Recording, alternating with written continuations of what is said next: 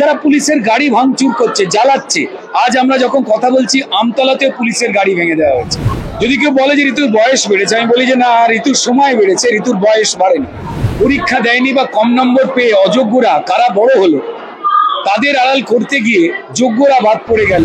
তো এমন একজন অভিনেত্রীকে, যাকে বাঙালি রোজ মনে করে আমার আবেগ, আমার ঐতিহ্য, আমার অভিনেত্রী, প্রথম কথা একটা তো ভালো লাগা জড়িয়ে থাকেই, যে নামগুলো আমাদের ঐতিহ্যকে, আমাদের কাজকে আরো কি করে ভালো করে সিরিয়াসলি করতে হবে, যে কাজগুলো এই সাহসটা দেয়, যোগান দেয়, যাদের মতো কাজ করবার ইচ্ছা হয়, সেক্ষেত্রে শর্মিলা ঠাকুর একটা অপ্রতিরোধ্য নাম। উনি চলে গেছেন, বাংলায় কাজ করেন, বাংলা ছবি করেছেন, চলে গেছেন, 14 বছর আগে কাজ করেছেন, চলে গেছেন। কিন্তু যখনই উনি হিন্দিতে যতই কাজ করুক না কেন, বাঙালি কিন্তু মনে করছে আমার বাড়ির মেয়েটা বম্বে গিয়ে কাজ করছে, ন্যাশনালি কাজ করছে, গর্বের সঙ্গে।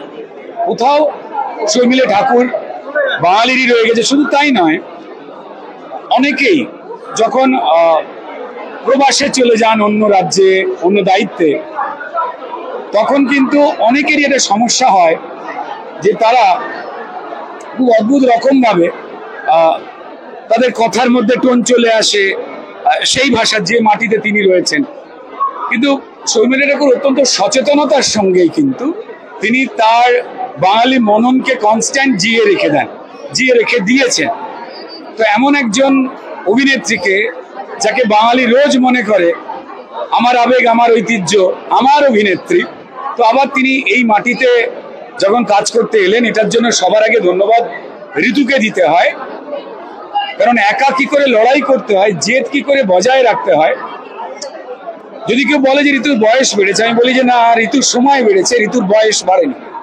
ঠিক যে এনার্জি নিয়ে ঋতুপর্ণা সেনগুপ্ত হিরোইন হিসেবে অত্যন্ত পরিশ্রম করে নিজের নাম সুনামের সঙ্গে এই টলিউডের মাটিতে প্রতিস্থাপন করেছিলেন, সেই একই এনার্জি নিয়ে আজও ঋতুপর্ণা সেনগুপ্ত বিলং করছেন বলেই হাজার ঝড়ঝাপটার পরেও তিনি কিন্তু টান টানায় দাঁড়িয়ে রয়েছেন। তা আজকের যারা অভিনেত্রী,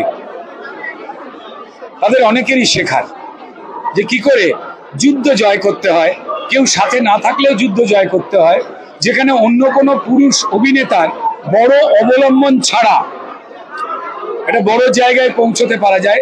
এই সিম্বল ঋতু, এবং সেই কারণেই বোধহয় ঋতুর জন্যই শর্মিলা দেবীর আবার 14 বছর পর ফিরে আসা সম্ভব হলো। তার সঙ্গে আমার বন্ধু রয়েছে ইন্দ্রনীল, ও দিল্লির ছেলে হলেও আমাদের ইন্ডাস্ট্রির পার্মানেন্ট ছেলে হয়ে গেছে, অভিনেতা হয়ে গেছে। এবং সব থেকে বড় কথা, এদের তিনজনকে নিয়ে যিনি পরিচালনা করেছেন, তিনি আমার অত্যন্ত প্রিয় একজন পরিচালক। তো ফলত পুরাতনের মধ্যে যে কোনো একটা নতুনত্বের স্বাদ আমরা পাচ্ছি, এটা মেনে নিতেই হবে। কিংবা যে যে পুরাতনগুলোকে হারিয়ে ফেলে আমরা মিস করি অনেক কিছু, যেমন শিউলি ফুলের গন্ধ, ঠিক তেমনটাই বোধহয় এই সিনেমাতে কোথাও সুমন ঘোষ লুকিয়ে রেখে দিয়েছে, হয় শর্মিলা ঠাকুরের সংলাপে, বা ঋতুপর্ণার কাছে, বা ইন্দ্রনীলের সহযোগিতার কাছে। টিমের সবাইকে আমার শুভেচ্ছা। পুরাতন নতুন কিছু দেবে এই বিশ্বাস আমাদের প্রত্যেকের আছে, এবং সেটা নিয়েই সিনেমাটা দেখব। সবাইকে বলবো পুরাতন দেখুন, ভুলে যাওয়া পুরাতনকে খুঁজে পাওয়ার জন্য বা নতুন কিছু পাওয়ার জন্য।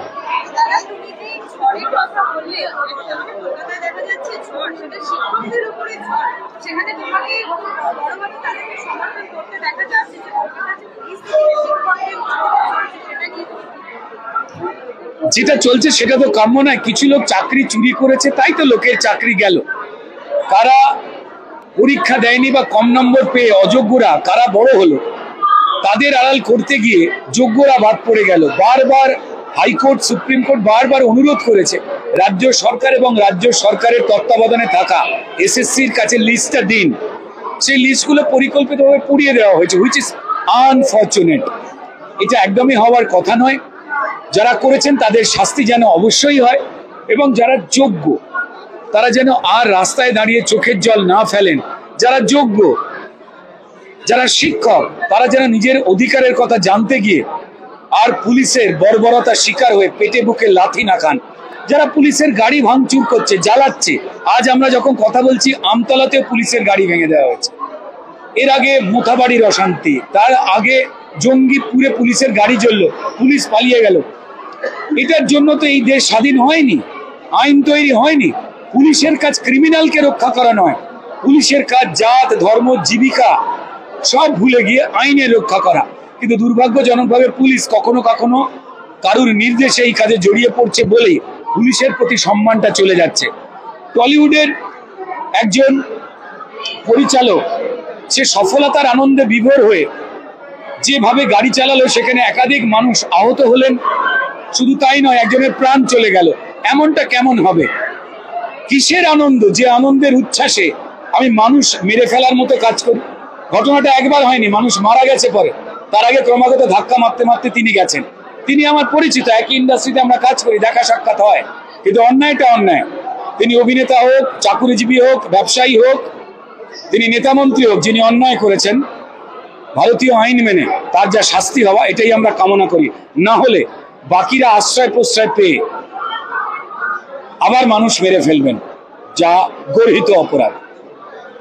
বিনোদন জগতের সব খবরাখবর সবার আগে পেতে সাবস্ক্রাইব করুন বিনোদন চিত্র ইউটিউব চ্যানেল আর পাশে থাকা বেল বাটনটি ক্লিক করতে ভুলবেন না।